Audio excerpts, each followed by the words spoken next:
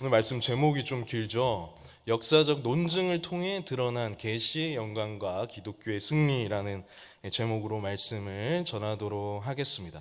역사적 논증이라는 이 뜻은 스데반이 전하는 말씀의 방법이 역사를 통해서 설명하기 때문에 그렇고요.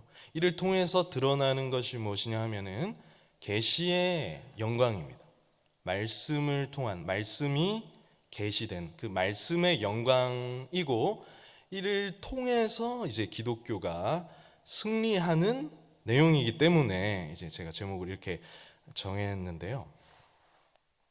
그러니까 이제 스데반이 다시 말해 논증하는 방식은 역사를 통해서 설명을 해주는 것입니다. 하나님 말씀을. 그리고 그를 통해서 하나님의 영광이 나타났고 기독교가 승리하였다. 기독교가 승리하였고 승리할 것이다 라는 결과를 맞게 됩니다. 스데반은요, 이 성령의 임함으로 인해서 영광스러운 새 시대가 도래되었다는 것을 깨달았습니다. 이 스데반은 성령의 임함으로 모든 민족에게 이 복음이 전해져야 된다는 것을 깨닫고 담대하게 이 복음을 전했습니다. 오늘은 그 예루살렘에서 그의 설교 내용인데요. 이 유대인들은 항상 회당 중심의 생활을 했습니다. 그래서 포로기 때부터 특히 포로로 끌려갔기 때문에 더 철저히 이것을 지키게 되었는데요. 그래서 이 외국 사람들끼리 공감대가 있었고 그들끼리 회당을 지었습니다. 그러니까 말하자면 디아스포라 유대인들이라고 할 수 있어요. 흩어진 유대인들이 지금 예루살렘으로 모여 있었던 것입니다. 그래서 이곳에서 스데반이 그들에게 뭔가를 전하고 싶었는데 성령의 임함으로 이전과는 다른 새 시대가 도래했다는 것입니다. 새 시대가. 그래서 그것은 성령의 임함으로 이 하나님 나라의 복음이 모든 민족에게 전파되어야 된다는 것이에요. 그것을 이방인들에게 전했는데 놀랍게도 이 디아스포라 유대인들에게 전했는데 놀랍게도 이 외국인들이 더 적대적인 모습을 가지고 있었습니다. 그래서 산헤드린 공의회 회원들이 더 적극적으로 핍박을 할 수 있는, 교회를 핍박을 하는 포문을 오히려 이 디아스포라 유대인들이 열어주게 됩니다. 이 스데반 집사님이 말한 핵심은 무엇이냐면요, 이방인들이 하나님을 섬길 것이다. 그래서 이제 더 이상 이런 보이는 예루살렘 성전이 더 이상 의미가 없다라고 말하는 것입니다. 왜냐하면은 예수 그리스도 안에서 그 성경의 예언이 성취가 되었기 때문이라는 것이죠. 그들의 입장에서는 이것을 어떻게 느꼈냐면은 모독하는 것이다 라고. 왜 그랬냐면 논쟁에서 스데반을 당해내지 못했기 때문이에요. 스데반은 지혜와 성령으로 말했고 이 논쟁에서 스데반에게 당하지를 못하니까 결국에는 이 종교 지도자 그룹에서 거짓 증인들을 데려왔고요. 이 거짓 증인들을 세워서 스데반이 모세와 하나님을 모독하는 말을 했다라고 고소를 한 것입니다. 이제 진짜로 그런 것이 아니라 14절 말씀을 보십시오. 우리 앞선 6장 14절 말씀을 보시면 이렇게 나와 있습니다. 그의 말에, 스데반이 이렇게 말했다는 것입니다. 이 나사렛 예수가 이것을 헐고, 성전을 헐고 또 모세가 우리에게 전하여 준 규례를 고치겠다 함을 우리가 들었노라 하거늘.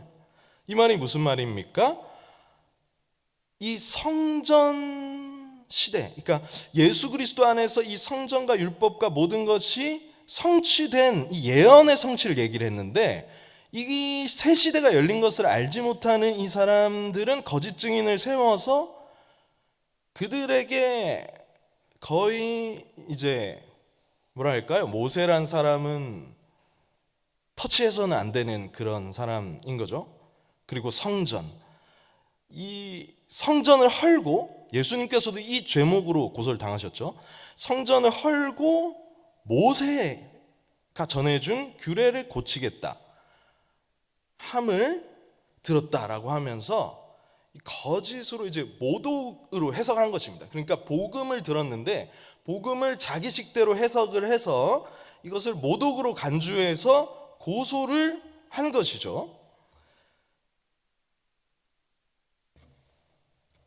근데 이제 스데반 집사님이 나눈 이 말씀, 이방인들과 나눈 말씀 무엇이냐면, 이방인들이 하나님을 섬길 때 더 이상 이 예루살렘 성전으로 오지 않아도 된다.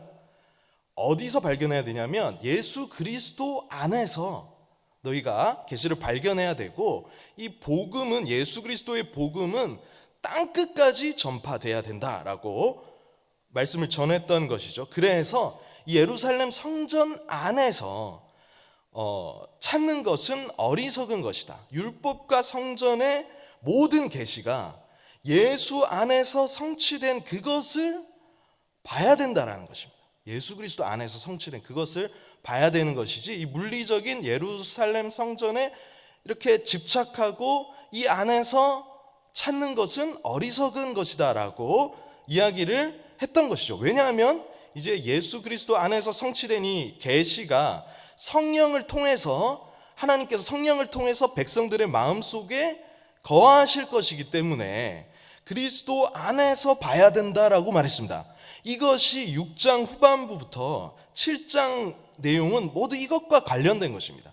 스데반 집사님이 말한 이 내용은 예수 그리스도 안에서 성전과 율법이 성취가 되었다, 새 시대가 열렸다라는 것을 얘기를 했는데, 이 사람들은 모독으로 간주했던 것이죠. 누가 맞습니까? 스데반이 맞죠. 자, 6장 15절 말씀에 우리가 배운 말씀인데요, 공회 중에 앉은 사람들이 다 스데반을 주목하여 보니 그 얼굴이 천사의 얼굴과 같더라라고 하고 있습니다. 그 공회 거짓 고소한 자들과 그 논쟁에서 이기지 못한 사람들이 맞는 것이 아니라 스데반 집사님이 옳다고 하나님께서는 지금 인정해주고 계신 것입니다. 그의 내적 영광이 충만했다는 것이죠. 그래서 그 얼굴이 천사의 얼굴과 같더라. 이건 스데반의 말이 옳았다라는 것을 하나님께서 알려주고 계신 것입니다. 하나님께서 알려주시고 스데반의 이 마음속에는 자유와 기쁨이 충만했던 것입니다. 그래서 스데반 한 사람 세워놓고 공회원들이 다 이 사람을 고소하고 죄목을 이야기하는데, 공회원들 전체가 이 사람을 당하지 못하는 일이 일어났던 것입니다. 그렇다면 스데반은 어떤 방식을 사용했는가? 어떻게 말하였는가? 첫 번째로 역사적인 증거를 통한 논증을 사용을 했습니다. 스데반은 핍박자에게 둘러싸였습니다. 그는 혼자였어요. 그래서 오늘 이제 7장 말씀, 7장 1절 우리가 말씀을 다시 확인해 보면요, 대제사장이 이르되 이것이 사실이냐? 지금 상황은 거짓 고소로 인해서 스데반을 세워놓고 이렇게 취조를 하는 것이죠. 죽이려고 하는 것이죠. 이를 통해서 증거를 확인해서 죽이려고 하는 것인데, 이것에 대해서 스데반이 설명을 할 때 역사적인 논증을 사용을 합니다. 역사적인 증거를 사용하는 것은 이 역사 이야기를 해서 히스토리를 말해줌을 통해서 반박할 수 없도록 하는 것입니다. 이것이 확실하다는 것을 역사를 통해서 말을 해주는 방식을 사용했던 것이죠. 사도들 또한 이 공회에 불려갔을 때 자신을 변호한 것이 아니라 말씀을 전하게 됩니다. 복음을 전하게 됩니다. 스데반도 마찬가지로 이렇게 고소를 당했을 때 역사적인 논증을 통해서 말하는 것입니다. 그런데 이 안에 누가 있습니까? 성령님이 계시는 것이죠. 성령이 오시면은 어떻게 한다고 되어 있습니까? 세상을 책망할 것이다. 의에 대해서, 죄에 대해서, 심판에 대해서 그 세상을 책망할 것이다라고 되어 있는데, 이 스데반 집사님 성령이 충만하니까 세상에 대해서, 하나님을 거역한 세상에 대해서 이렇게 설교를 한 것입니다. 이 설교 내용은 하나님께서 어떻게 자기 백성을 위해서 놀라운 일을 해오셨는지와 그에 반해 믿지 않는 백성은 어떠했는지에 대한 역사적인 증거를 통해서 나타내준 것이죠. 첫 번째로 이제 나오는 부분은 7장의 첫 번째로 나오는 부분은 아브라함 이야기부터 나오죠. 아브라함 이야기는 이 족장들의 믿음에 대해서 이야기를 하는 것입니다. 하나님께서 이 아브라함을 부르시고 가나안 땅을 주신다고 약속을 하셨는데 발붙일 땅을 주시지 않고 약속을 하셨어요. 그런데 아브라함이 그것을 믿고 갔다라는 것이죠. 그 뒤이은 족장들도 마찬가지입니다. 창세기 나오는 이삭, 야곱 족장들도 마찬가지입니다. 그래서 이제 16절 말씀을 보십시오. 16절 같이 읽겠습니다. 시작. 세겜으로 옮겨져 아브라함이 세겜 하몰의 자손에게서 은으로 값주고 산 무덤에 장사되니라. 아멘. 세겜으로 옮겨져 아브라함이 그 세겜 하몰의 자손에게서 은으로 값주고 산 무덤에 장사되니라. 그러니까 이 족장들이 다 그 땅에 장사되길 바랬던 것이죠. 이방에서 장사되기를 원했던 것이 아니라 야곱도 여기에 묻지 마라 하고 요셉도 내 해골을 끌고 가라 하고 하나님께서 그 땅을 주실 것을, 약속하신 땅을 주실 것을 믿었다. 첫 번째로 나온 것은 무엇이냐면 족장들이 믿음을 가지고 있었다라는 것입니다.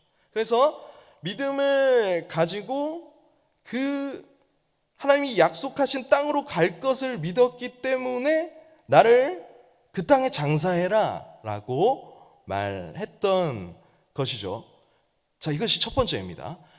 두 번째는 역사적인 논증의 두 번째는 무엇이냐면 그런데 이스라엘은 우상을 숭배하면서 계시를 깨닫지 못했다는 것입니다. 이 맥락은요, 하나님께서는 그들을 이끌 구원자로서 이제 모세를 준비하고 계셨습니다. 그러면서 이제 쭉 읽어보시면은 모세가 낳는데 20절 보십시오. 그때 모세가 낳는데 하나님 보시기에 아름다운지라. 이제 모세를 하나님께서 준비시켰고 이스라엘 백성들은 그곳에서 애굽 땅의 객으로 가서 노예로 전락했다가 하나님 약속하신 땅으로 약속에 따라서 돌아오게 되는데 하나님께서는 그들을 이끌 구원자로서 모세를 준비하셨고 그러면서 이제 모세 스토리가 나오게 됩니다. 족장 이야기 뒤에 7장은 족장 이야기 뒤에 모세 이야기가 나오게 되는데 그런데 그들이 어떻게 했습니까?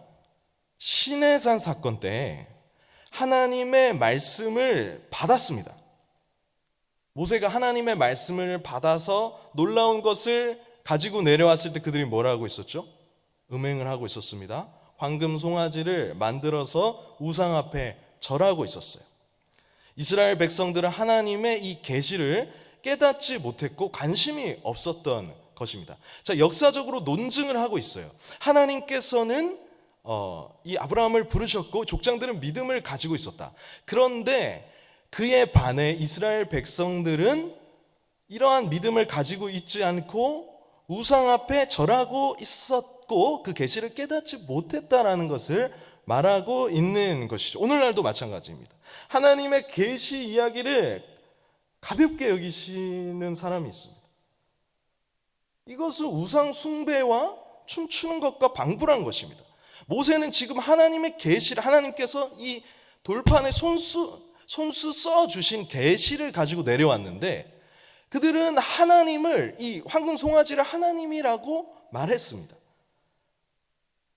그러면서 우상 숭배를 하고 춤추고 있었죠. 계시의 영광이 그들에게 빛이 났지만 그들은 불신했다는 것이죠. 우리도 마찬가지입니다. 하나님의 말씀을 알지 못하고 관심이 없는 것은 정상적인 신자가 아닙니다. 기독교가 무엇입니까? 계시의 영광이 빛나는 것이죠. 이 성경 말씀에 관심을 가지고 이 영광이 빛나는 것이죠. 그래서 교회 안에 이러한 계시의 영광을 하찮게 여기는 풍토가 교회 안에 있으면 어떻습니까? 항상 무겁습니다. 졸고요, 힘들고요, 무겁습니다. 모르니까 조는 것이죠. 계시의 영광을 모르니까 그런 것이죠. 어떤 자가 역사하고 있습니까? 사단에 혼미케 하는 역사가 있는 것이죠. 계시의 영광이 비춰져야 되는데, 그래서 말씀에 스데반이 말하는 것은 무엇입니까? 찬란한 이 계시의 영광을 너희가 다 놓쳤지 않느냐. 하나님이 이 십계명을 직접 써 주셨는데 그곳에서 배도하던 이스라엘 백성들에 대해서 말하고 있습니다. 또한 무엇입니까? 그들은 성전 안에 하나님을 제한했습니다. 자, 49절 말씀인데요. 이제 뒤쪽 후반부로 넘어가게 되면 그들이 어떻게 했는지 나오고 있는데요. 자, 44절 말씀을 한번 같이 읽어보시죠. 시작. 광야에서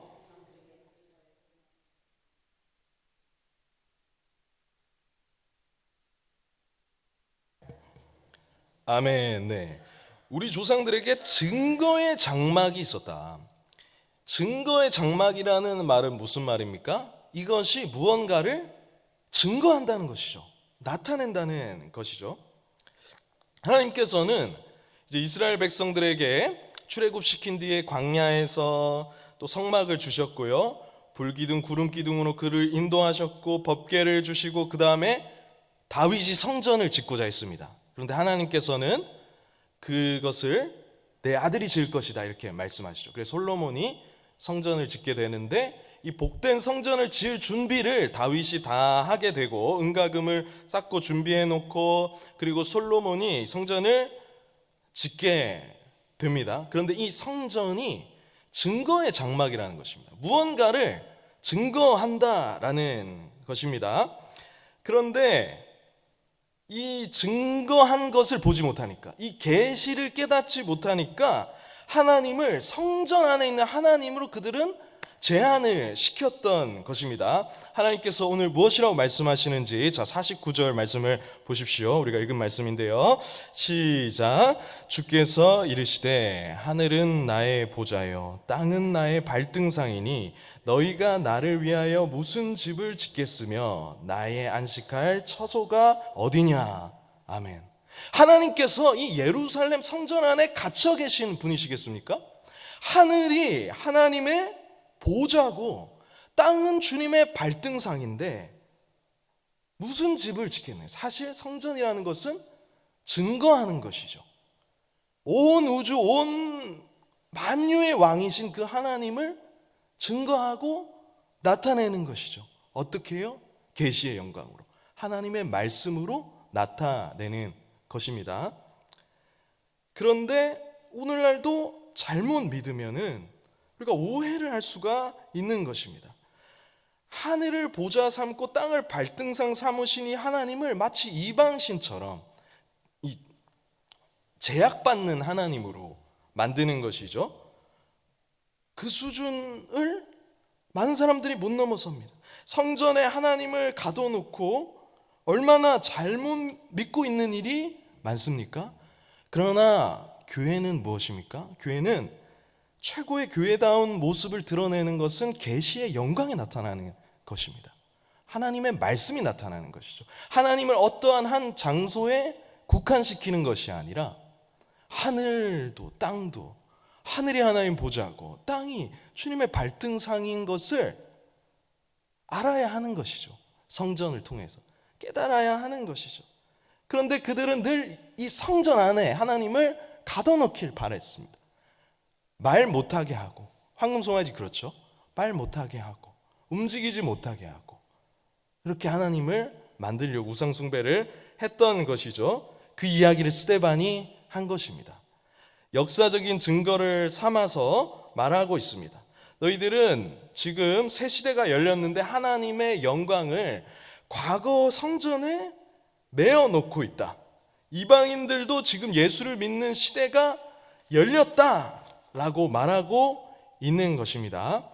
자, 역사적인 논증이 어떻게 흘러갔습니까? 첫 번째로 이 세 족장, 아브라함, 이삭, 야곱 족장들의 믿음과 그에 반대되는 이스라엘 백성들의 우상 숭배, 그리고 성전 안에 하나님을 가둬놓고 그 증거를 알지 못하는 역사적인 논증이 진행이 되었습니다.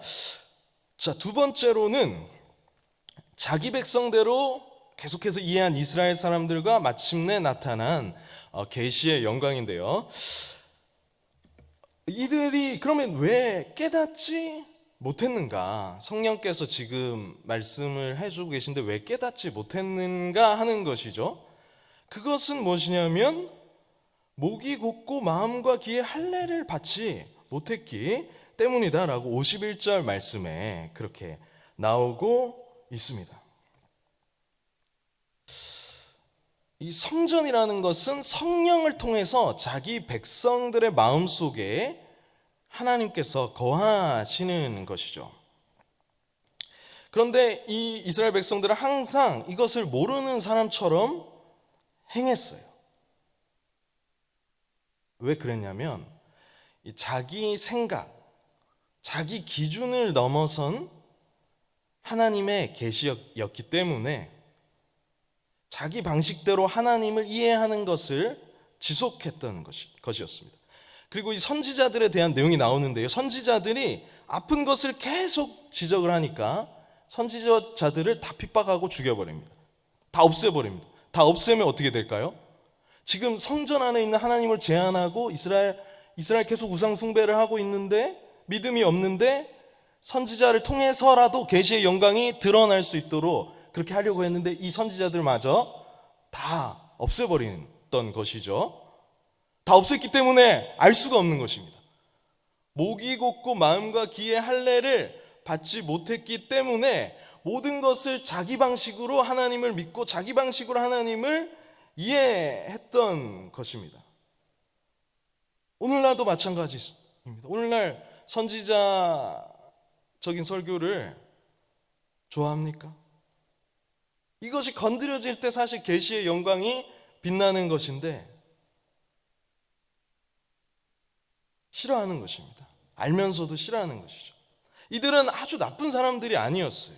오히려 얼마나 철저했는지 모릅니다. 그러나 하나님을 자기 방식으로 생각하고 자기 방식으로 이해했기 때문에 결론적으로 이 모든 선지자들을 다 박해했다라는 것입니다. 그래서 하나님의 이 영광을 보지 못했던 것이죠. 그런데 이제 완전한 계시의 영광이 나타나게 됩니다. 53절 말씀입니다. 53절 말씀을 같이 읽겠습니다. 시작. 너희는 천사가 전한 율법을 받고도 지키지 아니하였도다 하니라. 아멘. 자, 52절부터 이어지는 맥락을 보시면요, 완전한 계시의 영광이 나타나는데 그분이 누굽니까? 바로 예수 그리스도십니다. 예수 그리스도 안에서 이 성전과 율법과 구약이 계시한 완전한 계시의 영광이 나타났습니다. 그들은 어떻게 했습니까?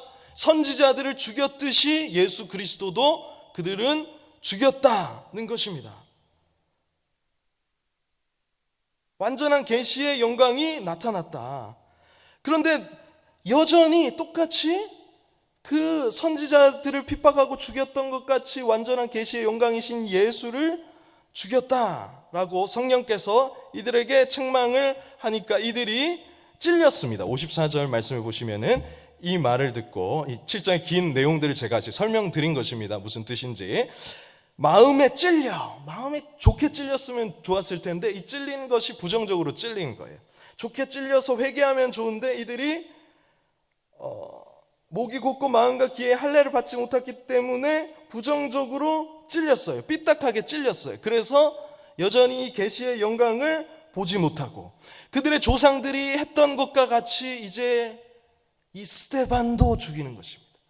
계시의 영광을 전하는 이 스데반도 돌로 쳐서 죽이는 것입니다. 56절 말씀에 보시면은 말하되 보라 하늘이 열리고 인자가 하나님 우편에 서신 것을 보노라 한데, 이제 이 영광이 충만한 것이죠. 스데반이 전한 역사적인 논증의 설교 속에서 55절에 성령이 충만하여 하늘을 우러러 하나님께서 인정하는 것을 봤습니다.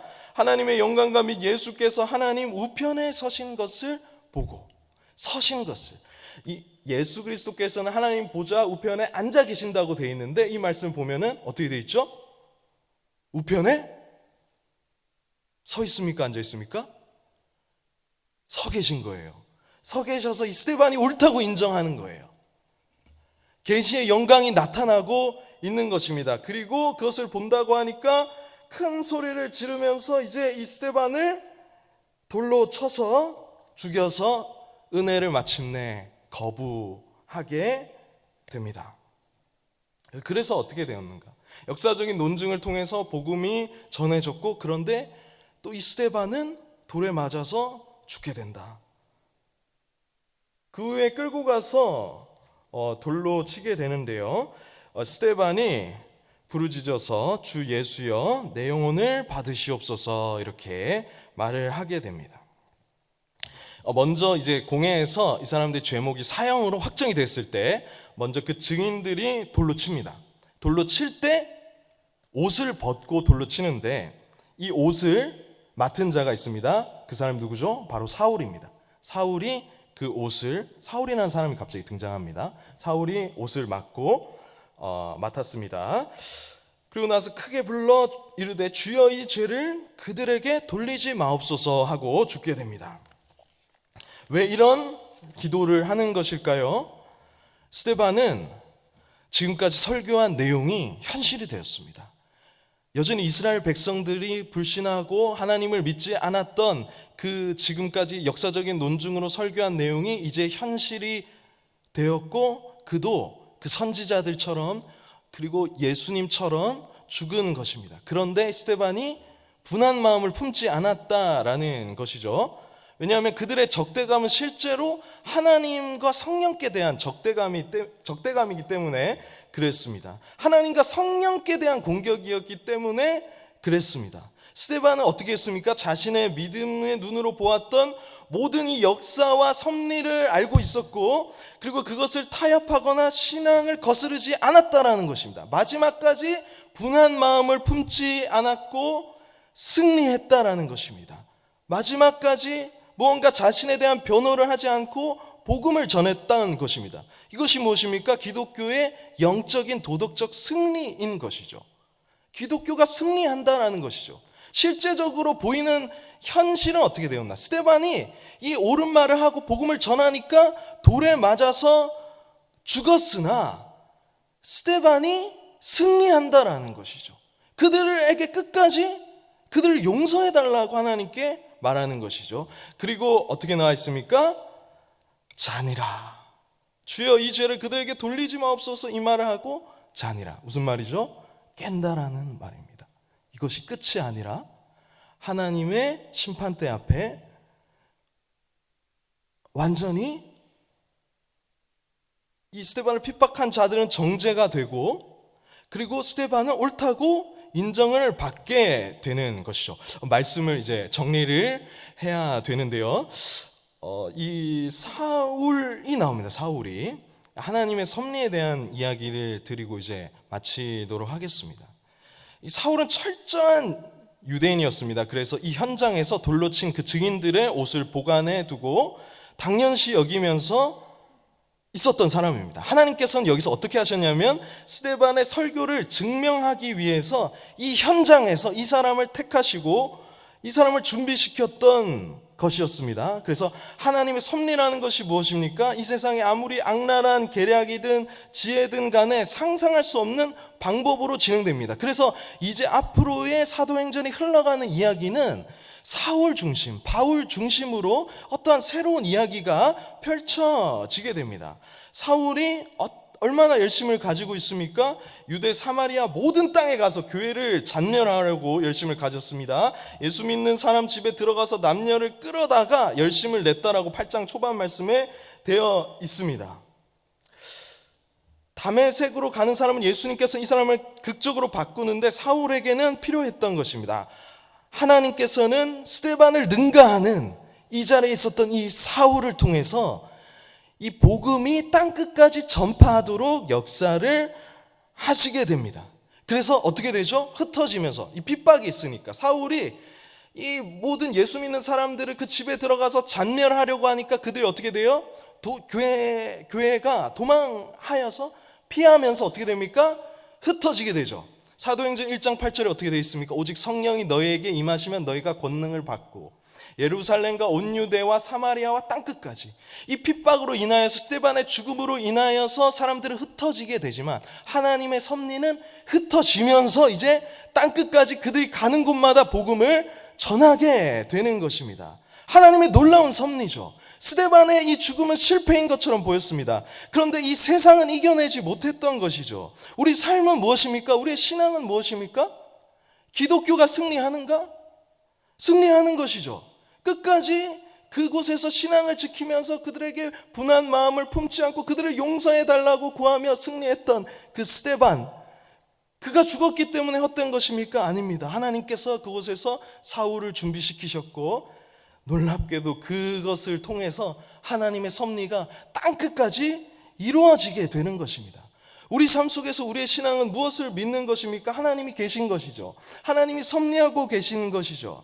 우리는 우리가 본 것밖에 그것이 다라고 생각합니다. 그래서 우리 앞에 놓여진 문제 있잖아요. 그걸 가지고 하나님께 하나님, 이 문제를 가지고 늘 하나님께 정말 고통스러워하고 아파하지만 우리가 하나님께 가져온 문제에 비하면, 하나님께서 막아주신 사건에 비하면 그 문제들은 사실은 아무것도 아닌 것입니다. 우리는 못 보기 때문에 몇 가지 문제로 이것이 굉장히 큰 것처럼 우리는 난리를 칩니다.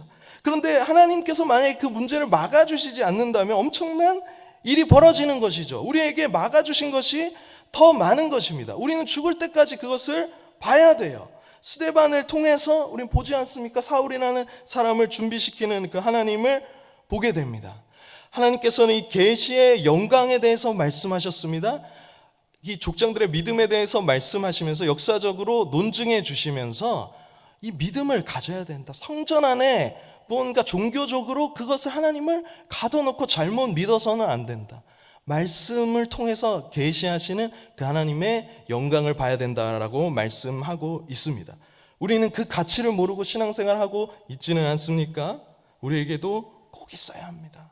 우리에게도 그것이 없으면 성령을 거스르게 되는 것이 이 사람들처럼 잊지 마시고, 이 역사적인 논증을 통해 말씀을 전했던 스데반 집사님을 기억하고 그의 끝이 어떻게 되었는가, 그리고 기독교는 어떻게 되는가, 과연 승리하는가, 승리하는 것이죠. 하나님의 섭리를 이렇게 기억하시면서 살아가시는 저와 여러분들 되시기를 예수님의 이름으로 축복합니다. 기도하겠습니다. 자, 첫 번째로 자기 방식대로 하나님을 이해하는 것이 아니라 성경 말씀의 계시를 통해 나타난 하나님의 영광을 보게 하소서. 하나님의 말씀이 우리에게 있는가? 두 번째, 하나님의 섭리는 이 세상에 아무리 악랄한 계략과 방해에도 불구하고 상상을 초월한 막지 못할 방법으로 진행된다는 것을 깨닫게 하소서. 그들은 이 스데반을 죽임으로 승리한다라고 생각했지만 실제로 하나님은 그것마저 사용하셔서 하나님의 뜻을 이루고 계셨습니다. 세 번째, 우리 앞에 놓여진 몇 가지 문제보다 더욱 큰 문제를 막아주고 계셨던 하나님을 기억하고 계시의 영광을 대단히 중요히 여기고 그 가치를 아는 신앙생활을 잘하게 하소서. 우리 잠시 동안 기도하도록 하겠습니다.